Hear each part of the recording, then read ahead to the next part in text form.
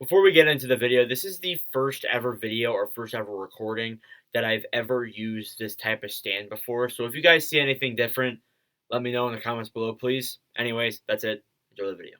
Yes, the Vezina Trophy. The best goalie in the NHL, written by the NHL writers, this season. It's a big league. You got 32 teams and 2 starter and backup goaltenders. So that titles up to 64 different goalies around the NHL, not even counting the third strings and the fourth strings and all that jazz. In this video, I took that number and divided it by 8. I'm going to look at 8 different goalies, 2 from different divisions, that I think have a case to win the Vezina Trophy. But before we get into all that, make sure to like, make sure to comment who you think will win the Vezina, and make sure to subscribe. This is a growing hockey community, and I cannot be happier with what we got done this year, but we're not done yet. So without further ado, let's take a look at 8 goalies across the entire NHL who have a case for the Vezina. Now, like what we did in the Norris video, we're going to start all the way out west and take a look at the Pacific Division. It's hard to determine which division is the weakest when it comes to Vezina-type goalies, but I would say it's the Pacific Division personally. You have a lot of weaker teams in this division stats-wise, so the goalies that I picked, they were easy to make, but at the same time, they were also hard. We're going to start off this one with Calgary Flames goaltender Jacob Markstrom. So Markstrom is really interesting for me because in his first year as a Calgary Flame, he didn't do so good, and neither did the Flames. They missed the playoffs. It was a pretty rough year for this team.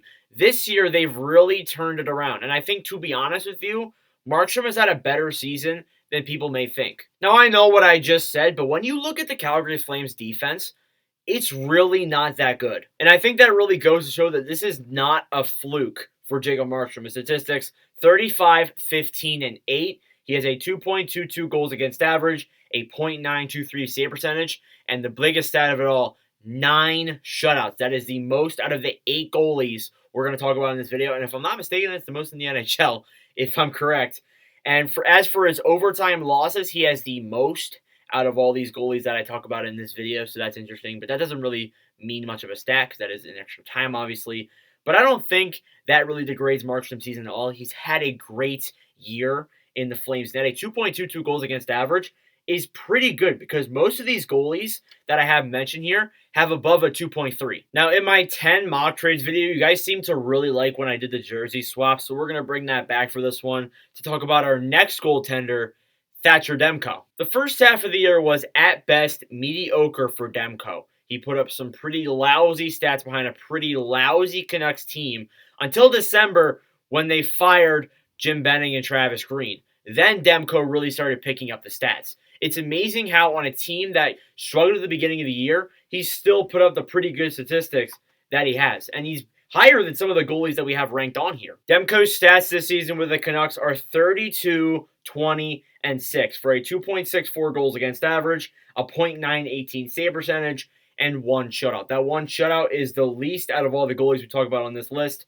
and those 32 wins is the least amount of wins of all these goalies. But that's to be expected because the Canucks at the beginning of the year were a pretty weak team, and I think with the stats that Demko put up after that, I think it is pretty impressive. He kept him in some of those games too, and even in the second half, like he's kept him in some games where the Canucks really dragged towards the end. So that's why I think he deserves that second spot in the Pacific Division. Although I don't think he wins it, it's kind of like Quinn Hughes, ironically, from the Canucks. This year in the Norris video, I said that he should be qualified for the Norris. I think Demko should be qualified for the Vezina because although he's been on a pretty weak team, he still put up some very good numbers. Now that wraps it up for the Pacific Division goaltenders. We're going to take it over to Florida, where we're going to go take a look at our 2 goalies from the Atlantic Division that qualify for a Vezina Trophy. So with the Atlantic Division, you take a look at 2 goaltenders based in Florida who have done very good this season, and you should know who I'm talking about. We'll start off with Sergei Bobrovsky on this one. Bobrovsky had a pretty meh first 2 years in Florida. His first year was not that good. His second year was, it was better, but still not worthy of the money he was getting paid. This year, he's put up some pretty good numbers, but personally, after looking at all these stats of the other goalies, I don't think he's Vezina worthy. Bobrovsky's statistics are 36, 6, and 3 with a 2.66 goals against average and a .912 save percentage and 3 shutouts. His 6 losses is the least amount of losses of all these goalies we talk about, and so is his overtime losses. He's tied with 3 other people for that. But his goals against average and his save percentage, which a lot of people think are the best statistics for a goaltender, they're actually the worst out of all these goalies. A 2.66, not really that good. A .912 isn't bad, but it's not as high as all the other goalies I have on here. So that is personally why I don't think he's Vezina worthy. Now, you guys should obviously know who I'm taking from Tampa. Andrei Vasilevskiy. He's been actually pretty average this season. His stats are not bad at all. They're not bad, but they're not good. They're not Vezina worthy. If you ask me, compared to all these other goalies that I have on this list, he's actually the most average of them all. This year, Vasilevskiy has 35 wins, 17 losses, and 5 overtimes for a 2.46 goals against average, a .917 save percentage, and 2 shutouts. And all the goalies we look at, every single one has at least one thing underlined, whether it's the best or the worst. Vasilevskiy has nothing underlined. So he is literally the most average goalie out of all these goalies we talk about in this video. He has not been bad by any means, but he has not been Vezina caliber worthy that we've seen in past seasons from Vasilevskiy. Now, is he probably going to go on a playoff run and win Tampa a third straight cup?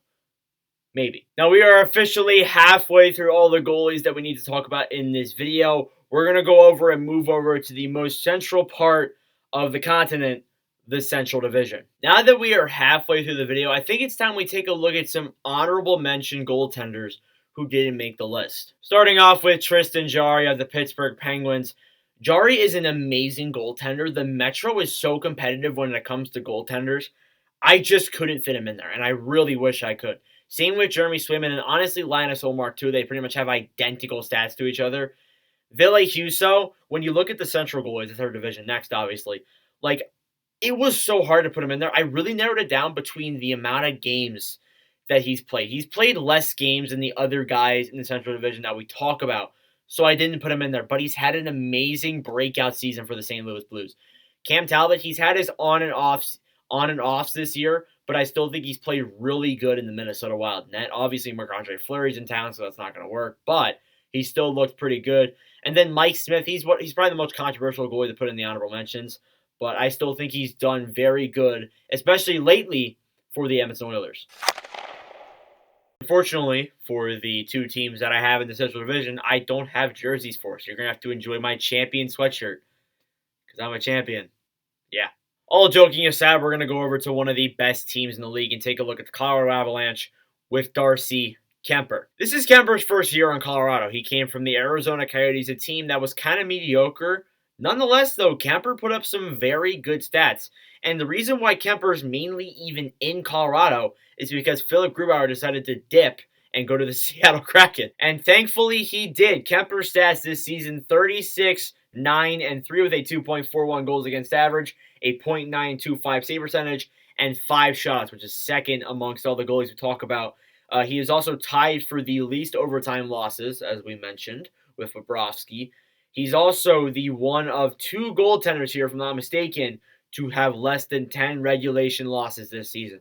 That's pretty good. To be honest with you, 2.41, it's a little bit lower than all the other ones in here. I think it's 4th lowest, if I look at all these correctly. So that is not that bad at all, and I think the 9.25 is, I think it's second highest, actually. Yeah, it's second highest. So that is actually pretty good statistics. But although those statistics are good, I think you still need to put into play that he's with Devon Tays, Cale Makar, Sam Girard, Josh Manson, one of the best and most underrated defenses in the league. Next up, I have Jose Saros. It was very hard to narrow him down, like I said, between Saros and Ville Husso for who would get that second spot in the Central. Husso's played really good, but like I said, it really narrowed down to how many games both goaltenders played. Saros, once again, is pretty much not really single-handedly carrying the Predators this year. I think Roman Josi has to take some credit. But Saros has really helped out the Predators this season, and his stats prove that. This year, Saros has a 37, 24, and 3 record with a 2.58 goals against average, a .920 save percentage, and 4 shutouts. Saros has the most amount of wins out of all the goalies that we talk about in this video with 37, but he also has the most amount of losses of all the goalies we talk about in this video with 24, and he also is tied for the least amount of overtime losses. So when you look at that, that's a lot of games. That's a lot more games than all the goalies that you see here that we've talked about. So I really think that maybe the Predators are overstarting Jose Saros a little bit. And the Preds are really barely hanging on to a playoff spot right now. Vegas, I think, is 4 points, 4 or 5 points behind them with a few games in hand. So it's going to get really interesting to see what Saros can do for the Predators until the end of the season. But until then, I still think he is capable for contending for a Vezina trophy. Now that wraps it up for the Central Division. We're going to cap this video off by taking a look at the Metropolitan Division all the way over in the East. Now we're down to our last division, and I think the Metropolitan is personally the most competitive for the Vezina Trophy this season. If I were to expand this to 4 teams from each division, a total of 16 goaltenders, I could give you 4 really good Metropolitan goaltenders. We'll start this one off with the player and the goalie that I think should win it. Igor Shesterkin, for pretty much the entire season, has played out of his mind for the Rangers. They were starting Shesterkin almost every single game, and he was getting about 50 shots on him, and he would win the Rangers the game almost every single time. Just take a look at these stats. 35, 11, and 4 with a 2.05 goals against average, a .935 save percentage, and 5 shutouts, which is tied for second among all the shutouts for all the goalies. And he has the best goals against average out of all these goalies and in the NHL, and the best save percentage of all these goalies. If you ask anybody else, including me, I think those 2 stats are what matter the most when it comes to ranking goaltenders. So I think Shesterkin should easily win it. The next best goals against average since 2010 is Carey Price's 1.95 or 1.96. I think it's around there for 2012-2013, and he won the Hart Trophy that year. Oh, it wasn't 2014-15. He put up a 1.96 and a .933. My bad. Now, taking a look at our last goalie for this video, we're going to go all the way down to Carolina, take a look at Frederik Andersen. Andersen, in his first year with the Carolina Hurricanes after leaving the Toronto Maple Leafs, where he was hated on a lot. There were conversations of, oh, should Freddie win the Vezina? Should Freddie get traded? Should Freddie this? Should Freddie that? It was just all over the place for the media for Frederik Andersen, and I'm so happy that he's having a breakout year in Carolina. This season, Andersen has had a 35, 14, and 3 record for a 2.17 goals against average, a .922 save percentage, and 4 shutouts. So those stats are really good. I don't think he would be necessarily a Vezina winner. I think he would personally be a Vezina finalist. I think that's where he lies. I think he's had a great year with the Carolina Hurricanes, but realistically, I don't think he wins it. And that concludes our discussion for who wins the Vezina in the 2022 NHL season. So that'll do it. Let me know your thoughts down below in the comments. Thank you all very much for watching. If you enjoyed this video and want to see some more content, take a look at this playlist where we have our trophy discussion for 2022. I am not done yet with these award videos. We're going to take a look at the Hart Trophy, the Jack Adams, the Calder. There is a much larger discussion when it comes to the NHL awards, and we've only done 2 of the big ones so far. If you want to check out our Norris video, that's also in the eye icon on the... This is the right side, right? Yep, right side. Anyways, thank you all for watching. Let me know your thoughts on this new stand. Let me know how you think it looks for the camera, how you think it looks, and let me know the light quality, all that good stuff. Make sure to like, comment, subscribe, do all that good stuff. We're growing this community, and I cannot be happier with what we've done. Thank you all for watching. Friday Sports Delay, I really do appreciate it, and I'll see you guys in the next video. Adios.